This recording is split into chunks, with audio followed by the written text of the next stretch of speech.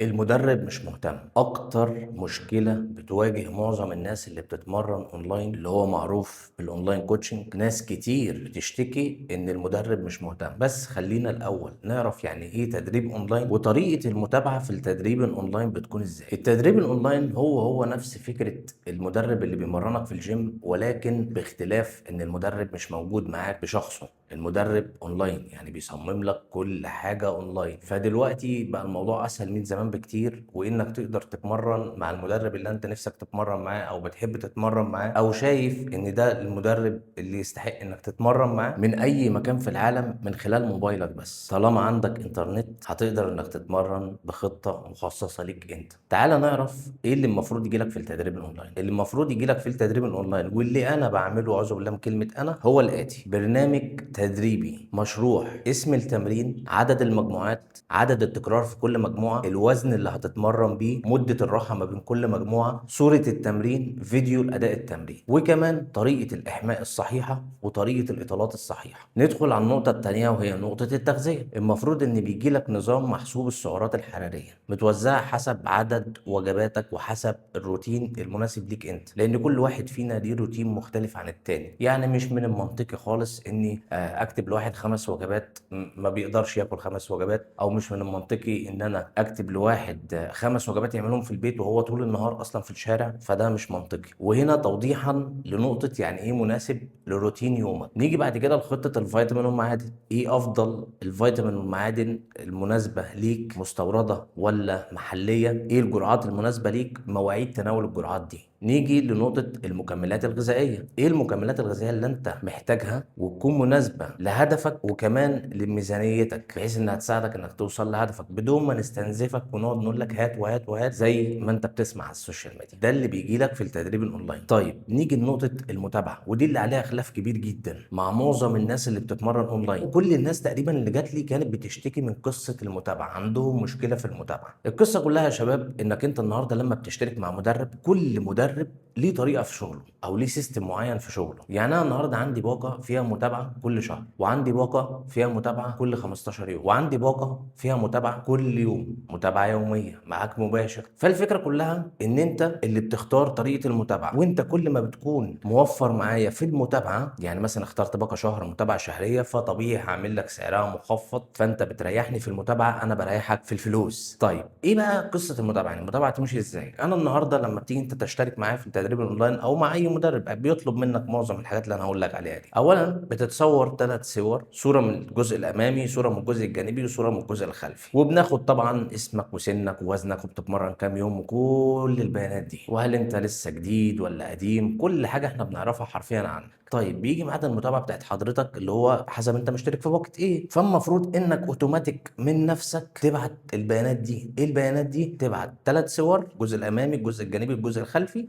وكمان تبعت وزنك. واحنا بناء على البيانات اللي انت بتبعتها لنا بنشوف بقى هل احنا محتاجين نغير حاجه في خطه التغذيه، نغير حاجه في المكملات، او نغير حاجه في البرنامج التدريبي. فبناء على اللي انت بتبعته احنا بنشوف ايه التغيير اللي احنا محتاجين نغيره. عندك اي استفسار تساله للمدرب بتاعك في وقت متابعتك، اساله يا باشا على اي سؤال انت عايز ليه اجابه. انا ليه مش بعمل كذا، ليه مش بسوي كذا، ليه. اي سؤال، اي مشكله بتواجهك تسال المدرب، مفيش اي مشكله طالما ده ميعاد المتابعه بتاعك ولازم يرد عليك. انما اللي عامل خلاف كبير في حته المتابعه وان المدرب مش مهتم، وده خصوصا بيحصل من البنات، هو ان معظم البنات بتكون فاهمه المتابعه غلط. المتابعه انك بتبعت لي بيانات، بناء على البيانات دي انا بشتغل عليها، اعمل كذا، لا سوي كذا.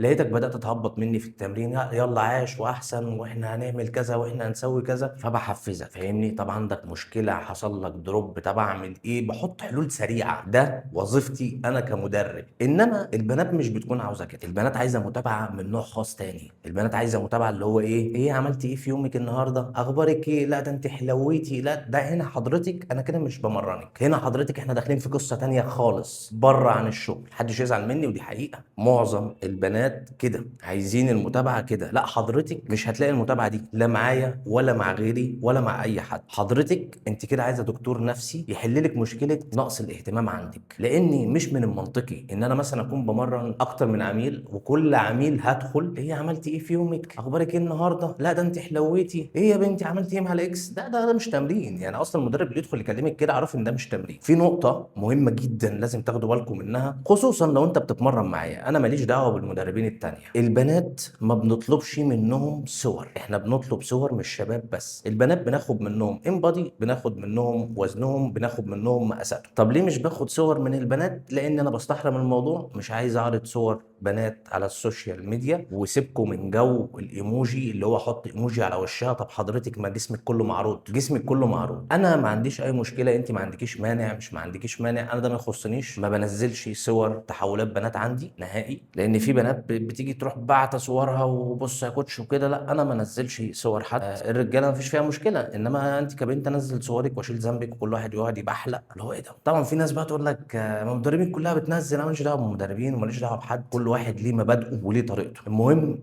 انك انت كعميل توصل للنتيجه اللي انت عايز توصل لها، هو ده هدفك الاساسي. انما بالنسبه للولاد احنا بناخد صور لا محاله. طبعا في حاجات كتير انا بساعد البنات ان هي برضو تتابع تطورها بنفسها، فدي ميزه من ضمن المميزات. فيا شباب مفيش حاجه اسمها اصل المدرب مش مهتم. امتى نقول المدرب مش مهتم؟ لما اكون ببعت للمدرب في ميعاد متابعتي وما بيردش عليا، لما اكون عندي دروب وابعت للمدرب وبرضه ما بيردش عليا، هنا اقول المدرب مش مهتم. والله العظيم انا بدخل ابعت للناس بنفسي، لدرجه ان في ناس مش بترد. طبعا دول قصتهم قصه تانية، لان العميل اللي ببعت له يوم المتابعه بتاعه وما بيردش بفوت كام يوم وابعت له تاني، بفوت كام يوم وابعت له تالت. لما الاقي العميل ما بيردش بلغي له اشتراكه بشكل نهائي بدون استرداد المبلغ. في حاله ان العميل عايز يكمل معايا انا كاحمد، محتاج انه يدفع اشتراك من اول وجديد بالاسعار الموجوده وقتها. طب ليه؟ لان العميل اللي مش مهتم بان المدرب يبعت له يرد على المدرب ده عميل مستهتر، ده عميل مش عايز يوصل لنتائج. ومعظم العملاء بتكون كده، لذلك انا ما بمرنش اي عميل، بختار العملاء اللي فعلا عايزه توصل للنتائج عشان نقدر نساعدها، وعشان انا اشوف مجهودي اللي انا بشتغله على الناس دي. معظمكم ان ما كانش 100% منكم بيتوهم بالفيديوهات اللي هي مطرقعه، اللي هو اضاءات بقى ومش عارف ايه، والمدرب بيتنطط هنا وبيتنطط هنا وعامل فيها فرق علوز والكلام ده. وتبص تلاقي المدرب بيقول لك احنا معانا نجارين وسباكين وجزارين ومش عارف ايه ومش عارف ايه ومش عارف ايه، وحضرتك اول ما بتشترك وتدفع الفلوس ما بتلاقيش الكلام ده. انا مش عايز اقول لكم ان معظم الناس اللي بتتمرن اونلاين بتتمرن مع مدربين ما بيهونش عليهم يستثمروا في البروجرام اللي بيشتغلوا عليه للعميل. طب ليه؟ بيوفر. المدرب بيوفر. لما يجي لي متدربين كتير جدا بيوريني البرنامج التدريبي اللي كان معاه مع المدرب القديم، برنامج متسجل على نوت بتاعت الموبايل، انت متخيل؟ وبعته له. لا يا حبيبي، ده مش شغل، ده مش شغل. انا بشتغل على برامج البرنامج عشان انا اصمم لك البرنامج بتاعك، بدفع عليه فلوس عشان اصمم لك بس البرنامج بتاعك، عشان يجي لك برنامج محترم تعرف تفتحه وتركز. عشان انا مش عايز اسحلك في انك تقعد تدور كل حاجه مترتبه، الدنيا سهله كاني واقف معاك بالظبط، بس بدون ما اكون موجود معاك في الجيم. فيا شباب يا ريت نركز كويس في حته المتابعه والكلام ده، عشان معظم الناس بتكون المشكله عندها وبيرموا اللوم على المدرب. حضرتك عندك نقص اهتمام في حياتك، روح للدكتور النفسي. او حضرتك عندك نقص اهتمام في حياتك، روح للدكتور النفسي. لازم تعرف ايه حق المدرب انه يعمله معاك. المدرب بيصمم الخطه، يبعت لك الخطه، وبناء على البيانات اللي انت بتديها للمدرب بنبدا بقى نشوف ايه التغييرات اللي احنا محتاجين نغيرها او محتاجين نعمل ايه بالظبط. انما موضوع ان انا مثلا ادخل لكل واحد ايه عملت ايه في يومك النهارده، اخبار البنت اللي انت ماشي معاها ايه يا بنتي اخبارك ايه، لا الفستان ده جميل عليكي، لا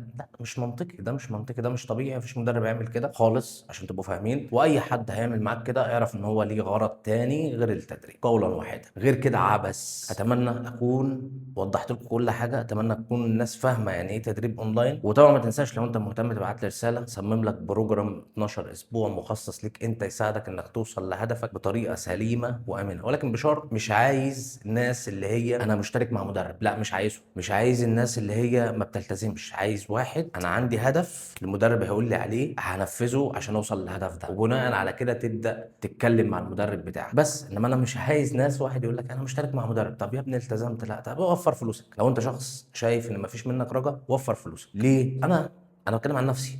بصمم لك بروجرام مخصص ليك انت 100%. ما عنديش برامج كوبي بيست، البرامج اللي هي بتتباع دي ما عنديش. ولو انت بتدور على جدول تمرين ونظام غذائي، ففي ناس بتبيع الكلام ده. انا بقدم لك علم، ما بقدملكش جدول تمرين ونظام غذائي. لا، ما ده مش عندي. انا عندي بروجرام مخصص ليك، معروف كل حاجه حسب كل تفصيله في حياتك، لان انا حرفيا باخد منك كل البيانات عنك، كل البيانات حرفيا. فبناء على هذا الحال بنفصل لك برنامج متفصل ليك انت بالملي، برنامج متعوب عليه بجد. انما البرامج الجاهزه اللي هي بتتباع ب 200 جنيه وب 150 جنيه وب 300 جنيه، دي برامج مش هتوصلك لحاجه، وفي الاخر هتفشل وتيجي تقول ايه اصل المدربين الاونلاين مش عارف ايه. لا، هي المشكله مش في المدربين الاونلاين، المشكله فيك انت انك اخترت غلط، اخترت السعر الرخيص. بس في ناس هتقول لك ايه، انا مش محتاج اتمرن، وانا مش هتمرن اونلاين، انا مش هتمرن مع مدرب، انا مش عارف ايه، انا مش عارف ايه الكلام الكتير اللي احنا بنسمعه ده. خدها مني نصيحه، وعايز تعمل بيها اعمل بيها، مش عايز تعمل بيها ما تعملش بيها، واعتبرني ما قلتلكش حاجه. وجود المدرب معاك هيوفر عليك سنين تعب، هيسرع لك النتائج. ومش هيسرع لك النتائج دي يعني هيخليك الصبح بطل عالم، هيسرع لك النتائج دي لانك انت ماشي بخطه مدروسه توصلك لنتيجه حقيقيه. خد بالكم، انا عايز اقول لكم على حاجه ناس كتير برضو ما تعرفهاش عني. انا العميل اللي بيشترك معايا في اي خدمه تدريب، لو ما شفتش عليه تغيير يرضيني انا قبل ما يرضيه هو، لان انت ممكن تتراضى باي نتائج، وانا شفت ان التغيير انا مش مرضي بيه، هلغي له اشتراكه نهائي بدون استرداد المبلغ برضه. لان ده معناه ان العميل عنده مشكله في عدم الالتزام، في الانضباط، مش قادر ان هو يلتزم بالبروجرام بتاعه. اصل هقول لك على حاجه، انا مش هضيع مجهودي اللي ببذله عشان اساعدك انك توصل لهدفك وانت تضيع مجهودي ده في الارض. لا، في ناس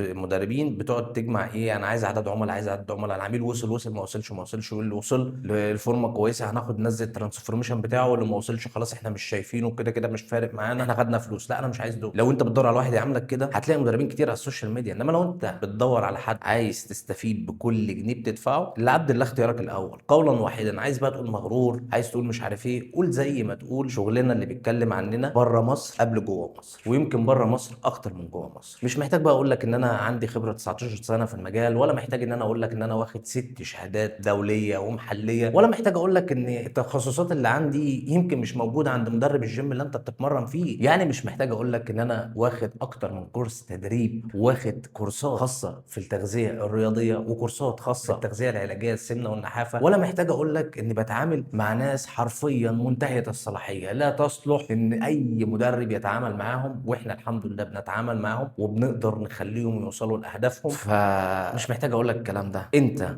عايز تستفيد بكل جنيه بتدفعه هتبعت لي رساله، مش عايز تستفيد بكل جنيه بتدفعه ممكن تشوف مدرب اللي بيعمل بروفا جامده، الحاجات الفيديوهات اللي هي مطرقعه وايه، وتروح تشترك معاه، اديك جدول تمرين ونظام غذائي، ومع نفسك بقى تبعك ما تبعكش، وصلت النتائج وصلت، ما وصلتش ما وصلتش. سهله. تحياتي.